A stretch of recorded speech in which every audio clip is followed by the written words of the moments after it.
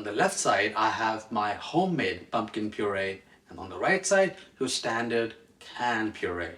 Now, if it's fall, everybody wants to use pumpkin and everything, and I don't want you to be stuck in a situation where you need pumpkin, but you can't find anything that's already pureed in a can. And we'll also try to find out if it is really worth it to make pumpkin puree at home.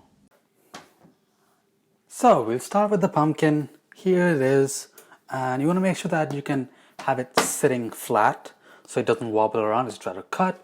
It's dangerous for your fingers, and you don't really have to cut all the way till up here. Just go one way with a bread knife or a serrated knife, just like this, and knife here, press down.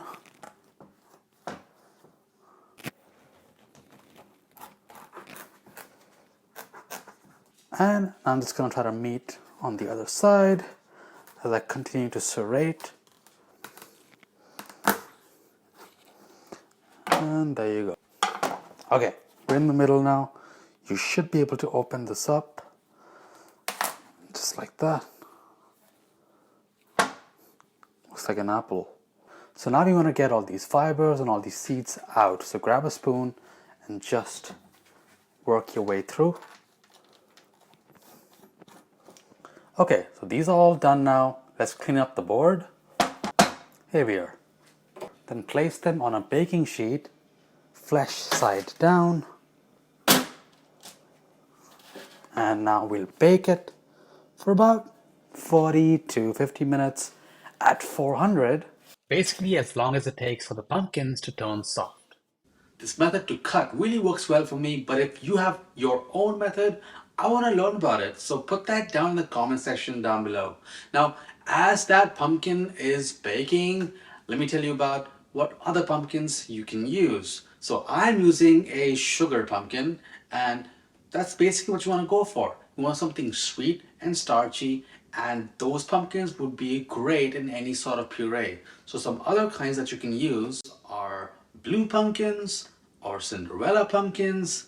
The standard ones that you see in the can are the Dickinson pumpkins, and that's where you get that nice bright orange as opposed to the kind of toned down orange for the sugar pumpkin. There's some other fancy sounding ones like the Long Island pumpkin, the kombucha pumpkin, the jack-o'-lantern pumpkin, but in essence, we want something sweet and starchy, and you'll be fine with whatever you pick.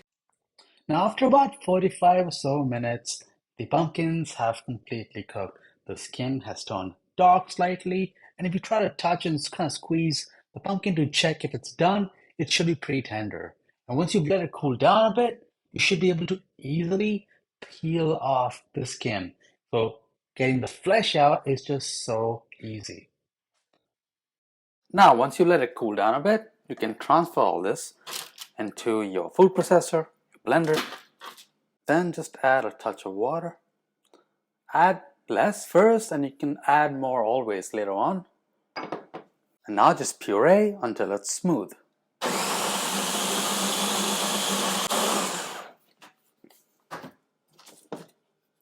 I need a bit more water, so add that in.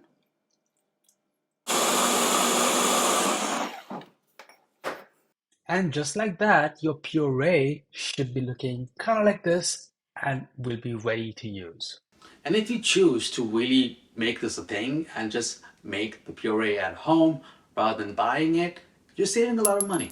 So a standard can of pumpkin has roughly about a cup and a half, maybe 2 cups of pumpkin, costs about $7 Canadian.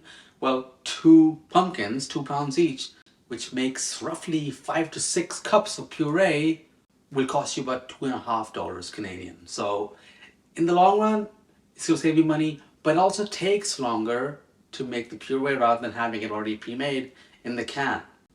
So here's the question. Is it worth it to make pumpkin puree at home?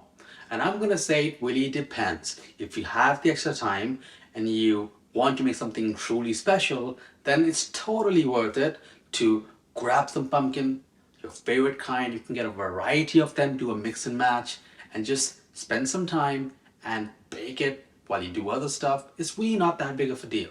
And if you do choose to go the homemade route, you might end up with a lot of puree, so you want to make sure that you can store it really well. And pumpkin puree freezes pretty well, and the standard approach would be to just zip it up in bags in some portion sizes that you usually use for your recipes, or if you want it for like drinks or smoothies, just freeze them in ice cube trays so you can pop one in your blender whenever you need it. Now I'm going to be using this puree on my Wednesday video. It's going to be a nice and savory recipe, and you should probably hit that bell icon so that you know when that premiere is about to drop.